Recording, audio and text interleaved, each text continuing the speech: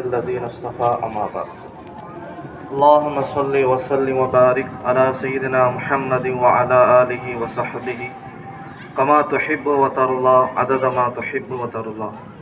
கண்ணியம் நிறைந்த சங்கைமிகு மாநில மாவட்ட வட்டார நகர சங்கை கருதிய உலமா பெருமக்கள், ஊரினுடைய முக்கியஸ்தர்கள், பெரியோர்கள், சான்றோர்கள், நம் அனைவரின் மீதும் அல்லாஹுவின் சாந்தியும் சமாதானமும் என்றென்றும் நின்று நிலவட்டும் ஆகுது.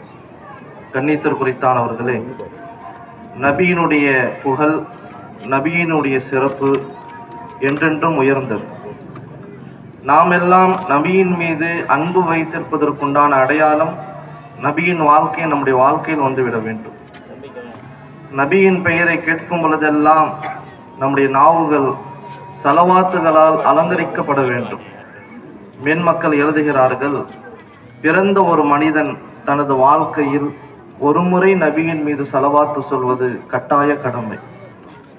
இது போன்ற பயானுடைய மஜ்லிஸுகளில் அமரும் பொழுது நபியின் பெயரை கேட்கும் பொழுது சலவாத்து சொல்வது வாஜிப், ஒரு முறை சொல்வது வாஜிப் என்று எழுதுகிறார்கள்.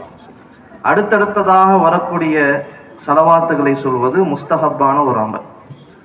ஆக நபியின் பெயரை கேட்கும் பொழுதெல்லாம் யாருடைய உள்ளத்திலிருந்து நாவினால் சலவாத்து வந்து விடுமோ இது ஒன்றே போதும் அவர் நபியின் மீது அன்பு வைத்ததற்குண்டான அடையாளம். கண்ணியத்திற்குரித்தானவர்களே, சலவாத்துகளால் மஜ்லிஸுகள் அலங்கரிக்கப்பட வேண்டும். நம்முடைய வாழ்க்கைகள், நம்முடைய நேரங்கள், நம்முடைய அமல்கள் எல்லாம் சலவாத்துகளை கொண்டு அலங்கரிக்கப்படுமையானால் ஸல்லல்லாஹு அலைஹி வஸல்லம் சொன்னார்கள், யுக்ஃபா ஹம்முக், உன்னுடைய கவலைகள் போக்கப்படும், வயுஃபரு லக தன்புக், உன்னுடைய பாவங்கள் மன்னிக்கப்படும். அல்லாமா அஷ்ரஃப் அலி தஹானவி ரஹ்மத்துல்லாஹி அலைஹி தங்களுடைய குதுபாத்திலே எழுதுகிறார்கள், எந்த மனிதர் நபியை அசிங்கப்படுத்துவாரோ, பெருமானாரை இழிவுபடுத்தி பேசுவாரோ, அந்த மனிதருக்கு அல்லாஹுவின் புறத்திலிருந்து 10 விதமான தண்டனைகள் கொடுக்கப்படுகிறது, 10 விதமான சாபங்கள் அவருக்கு உண்டாகும் என்று சொன்னார்கள். எவ்வாறு நபியை புகழ்ந்தால், நபியை உயர்த்தினால், நபியின் மீது சலவாத்துகளை சொன்னால் அல்லாஹ் 10 விதமான ரஹமத்துகளை அவருக்கு பொழிகிறானோ, ஸல்லல்லாஹு அலைஹி வஸல்லம் சொன்ன வார்த்தை, மன் ஸல்ல அலைய ஸலாத்தன் வாஹிதத்தன், என் மீது ஒரு முறை நீங்கள் சொல்லக்கூடிய சலவாத்திற்கு அல்லாஹ் 10 விதமான அருட்பாக்கியங்களை அல்லாஹ் உங்களுக்கு கொடுப்பான் என்று சொன்னார்கள். இந்த ஹதீஸை வைத்து அல்லாமா அஷ்ரஃப் அலி தஹானவி ரஹ்மத்துல்லாஹி அலைஹி சொல்கிறார்கள், அதற்கு ஆப்போசிட்டான நேர் மாற்றமாக நபியை இழிவுபடுத்தக்கூடியவனுக்கு அல்லாஹுடைய புறத்திலிருந்து 10 விதமான தண்டனைகள் வரும்.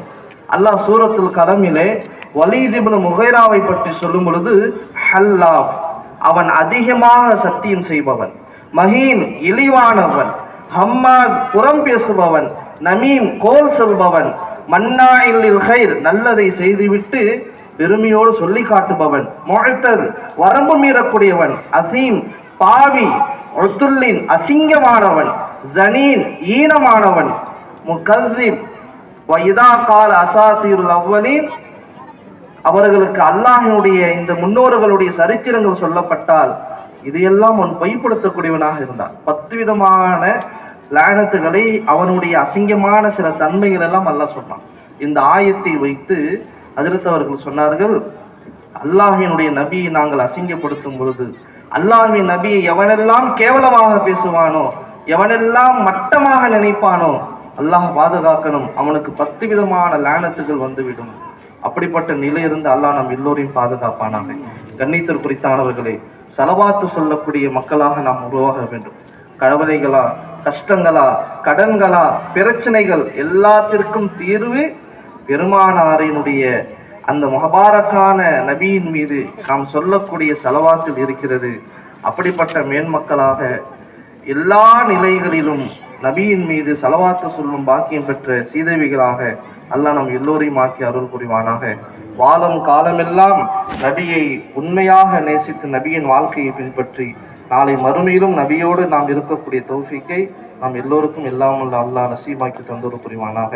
வாய்ப்புக்கு நன்றி.